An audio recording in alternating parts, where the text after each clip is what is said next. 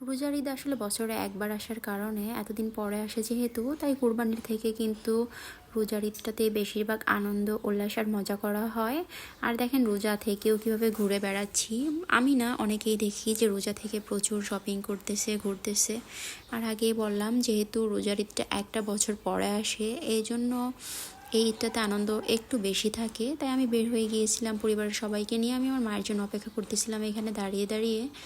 আর ভাবলাম যে সবাই মিলে আজকে শপিং করতে যাব, তাই কালেক্টরের সামনে দাঁড়িয়ে আমি ওয়েট করতেছি। আর কালেক্টরের সামনে এত সুন্দর করে সাজিয়েছে এখন ফুল দিয়ে, আমি কি বলবো, ফুল গাছগুলো লাগিয়ে এত সুন্দর লাগতেছে, যেন গদখালিকেও হার মানাই দিবে, এত সুন্দর। আর কালেক্টরের এই পাশটাতে বিকেল হলে এত ভিড় থাকে।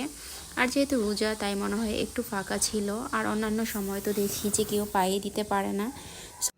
হ্যালো গাইজ, সবাই কেমন আছেন? আর আজকে কিন্তু আমি বলেই দিয়েছি সবাই মিলে শপিং করতে যাব। এই জন্য আমি আমার আম্মুর জন্য এখানে দাঁড়িয়ে ওয়েট করতেছিলাম। আর ওয়েট করার মতো জায়গা এর থেকে মনে হয় বেটার কোথাও পাবো না। আর আমি হেঁটে হেঁটে যাচ্ছি। আর সবচেয়ে মজার বিষয় কি জানেন? আজকে আমার ক্যামেরাম্যানকে, ছোট্ট পুচকি সেই বাবুটা, যদিও বা সে ভিডিও করতে পারে না, আর আমি ঘুরে ঘুরে দেখতেছিলাম সে কেমন ভিডিও করে। তাই কালেক্টরের পেছন সাইড দিয়ে চলে যাব কালেক্টর মার্কেটে, যেহেতু শার্ট প্যান্টের কিছু পিসও নিতে হবে। আর তত সময় আমার আম্মু চলে আসছিল।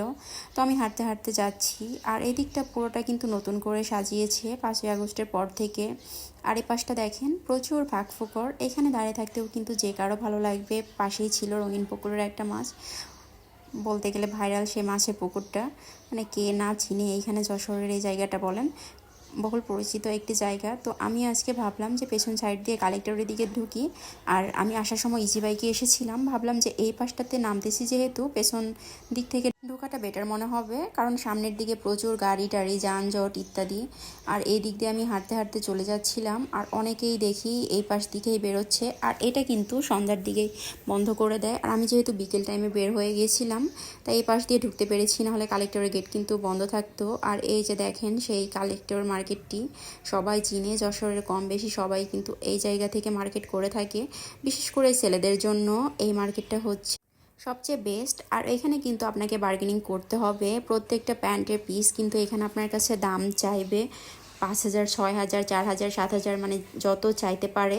তবে আপনাকেও দাম বলে টলে কমিয়ে তারপরে নিতে হবে। আপনি যদি দাম কমাতে না পারেন, এই সব বিষয়ে যদি আপনার আইডিয়া না থাকে, আমি শিওর 100% যে আপনি এইখান থেকে ঠকে যাবেন। আপনার কাছ থেকে অনেক দাম রেখে দিবে, কারণ এটা হচ্ছে বার্গেনিংয়ের জায়গা। এখানে প্রচুর প্রচুর দাম চাইবে, তার 3 ভাগের 1 ভাগ থেকে শুরু করতে হবে।